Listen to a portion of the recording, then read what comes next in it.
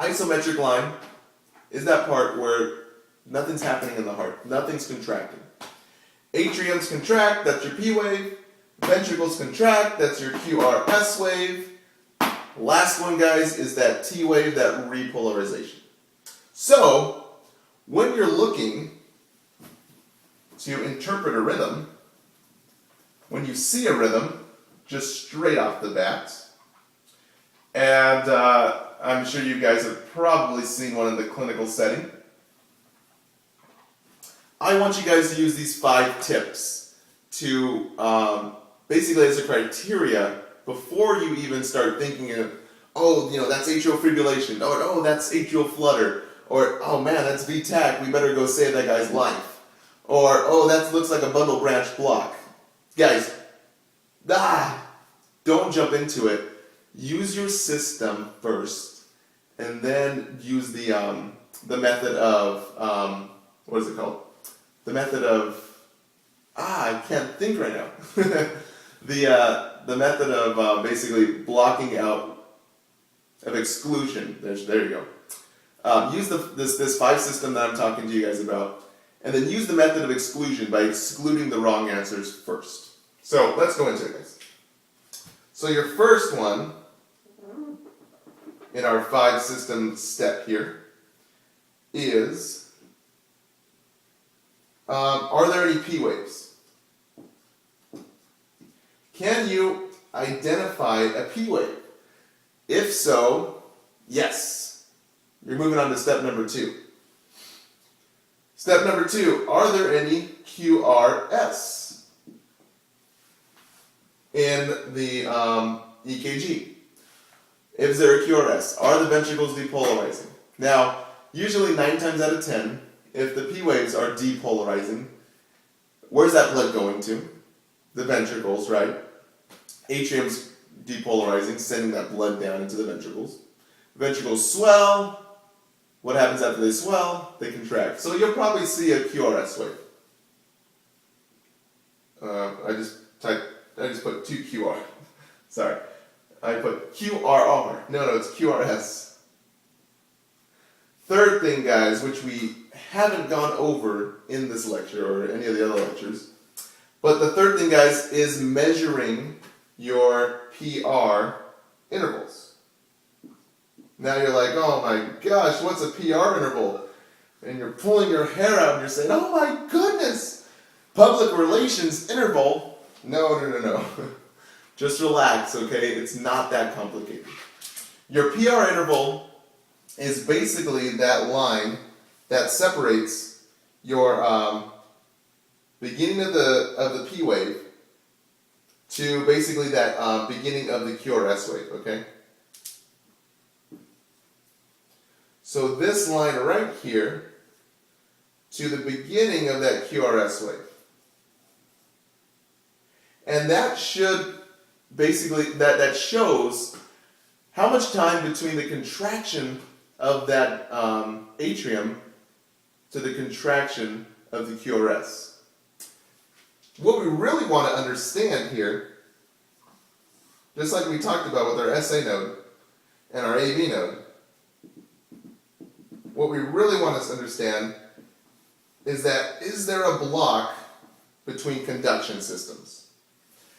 After that SA node sends out that charge, and after those atriums contract, is there a breakdown in transferring of that system?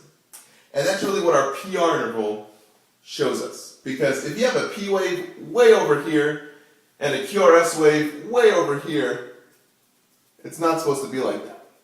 They're supposed to be nice and concise and next to each other.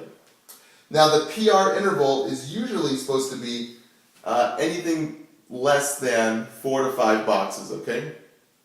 And if you're thinking 4 to 5 boxes, what does that mean? I don't even know what you're talking about. It's okay, relax. Every little box in an EKG, they draw them like this here. I don't even know if I have any room. But they have little boxes like this, right? And these little boxes, and then you have your P, QRS, T wave, right? And they're like little boxes. Now those little boxes represent seconds in terms of your heart. So a little box means you have 0.04 seconds, okay? And that actually will be on your test. But I didn't want to go into that. I want to talk about the big picture here. But 0.04 seconds is a little tiny box. One little itsy bitsy box. So this PR interval has to be less than 5 boxes here to be considered normal. Anything longer than that, you have a widened PR interval. Basically meaning atriums are getting too far away from that QRS. Atriums are not contracting in the succinct amount of time for the QRS to pick up. So that's something we want to note. Alright, so fourthly, guys, is we want to understand your rate here. So your rate. How fast are the QRSs contracting? So I want you guys to write this down, your P, your QRS, your PR, and your rate. And stop at rate. I wanted to break this video up, but I'm just going to go into section 5, and then we'll kind of wrap it up in the next section before we go into any of our atrial ventricular dysrhythmias. So, our rates. How do you understand your rates? How do you count the amount of beats per minute? I want you guys to locate your QRS interval, and you can count the peak of that QRS interval, basically the R wave, and count how many are in a 6-second strip. That is not the best and not the most accurate way, but it is the easiest way for you to count a rhythm or count a rate. Usually, you'll get a 6-second strip at least, and then you'll be able to see and hone in on, hey, that's Brady, it's less than 60. Hey, that's tacky, it's greater than 100. Or, hey, that's normal.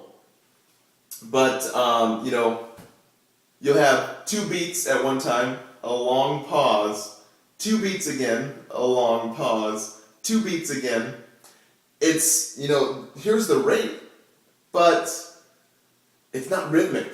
It's, there's a lot of pauses. It's not succinct. It's not good, you know what I mean? That's the 5th step here.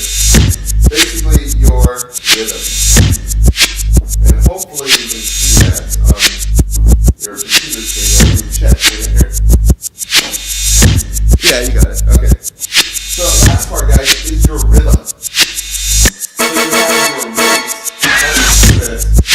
and then you have your rhythm. Is it irregular? Is it regular? Are they contracting at the same amount of beats that they should? He asking. Are they succinct? Do they come at the same time?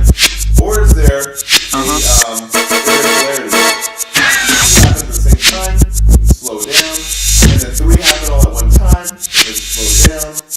Or is it just erratic, just happening all over the place? And just shooting off all over the place? And that's really something that happens with atrial because